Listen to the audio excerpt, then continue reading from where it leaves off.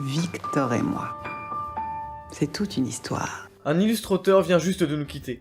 Il est temps pour nous de nous rassembler, autour de son souvenir, de nous questionner, sur la cause de son décès un peu précipité. Il laisse derrière lui des honneurs, des ouvrages, ses bonheurs et douleurs à vivre page après page. Il laisse derrière lui ses amis éplorés, une histoire à raconter et un public à contenter. Chute depuis une falaise, tout ça paraît suspect. Sa femme pourrait-elle être la cause de son décès? Un tout jeune écrivain vient alors enquêter, juste pour une biographie sans originalité. Pourtant il le prétend, mais il est décidé que c'est l'épouse elle-même qui choisira le sujet. Ai-je tué mon mari? Mettons fin à l'ennui, ça au moins ça fera vendre et pour le reste, tant pis. Je l'ai rencontré à un comptoir bourré. Son dernier bouquin venait d'être refusé. Il blâmait la terre entière pour se réconforter. J'ai tout de suite su que ma vie n'allait tournoyer, qu'autour de ce gamin à l'adverbe généreux, au dialogue chargé en page 3 c'était mieux. Je corrigeais ses textes, parfois je les écrivais, mais seulement quelques pages pour voir ce que ça donnait. Bien sûr voir ses ratures tout le temps, ça l'énervait, mais face à l'évidence tout le temps il s'inclinait. Il n'avait pas le choix, ses bouquins ne plaisaient, qu'après ma relecture mes études m'aidaient. D'abord repoussé pendant plusieurs années, il a fini par comprendre que nous étions destinés. Sa famille s'était fait, ne restait que la mienne, mon père a ressassé toujours les mêmes rengaines. Les juifs c'est les meilleurs, on est intelligent. Quand on parle de pénis on sait même être marrant. Depuis que je suis petite, j'entends toutes ces conneries. Je voulais qu'il arrête de radoter, pas lui. Victor s'est pris d'amour pour toutes ces pauvres gens, qui avaient tant souffert en Allemagne dans les camps. Il s'est mis à écrire, ne s'est plus arrêté, j'avais comme compagnon un écrivain passionné. J'ai vu le résultat, et j'étais atterré. Il s'était endormi alors je l'ai réveillé. Se faire passer pour juif, c'était ça son idée?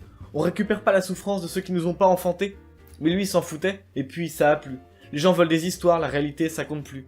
De là, de livre en livre, de cérémonie en prix, le grand Victor Adelman, tous les cœurs avaient conquis.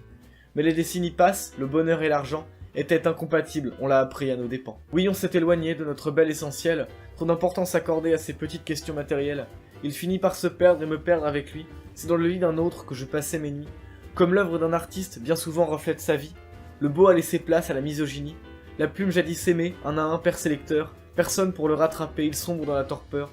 Mais qu'il est bon de s'enfuir avec l'homme que l'on aime, quand bien même ce serait à jamais toujours le même. L'histoire se répète, le passé recommence, plus de dualité, c'est la fin de notre errance. Le bonheur envahit à nouveau la maisonnée, je me sens revivre comme dans mes jeunes années. Victor de son côté se met à enseigner. Mon pauvre chéri, tes attentes sont envolées. Quelques histoires d'amour pour compléter le tableau, je ne m'en alarme pas, avec lui c'est pas nouveau.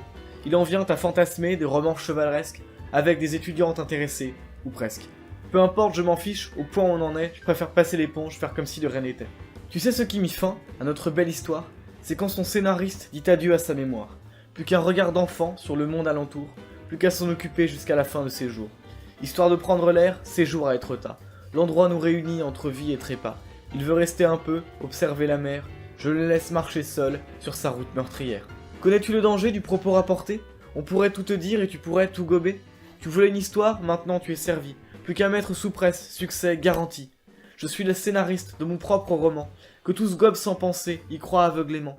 Et si pauvre crédule, tu n'avais rien vu, à mon beau jeu de dupe, je t'avais perdu. Que le secret le reste, à jamais dans la pénombre. C'est toute la vérité qui repose dans sa tombe.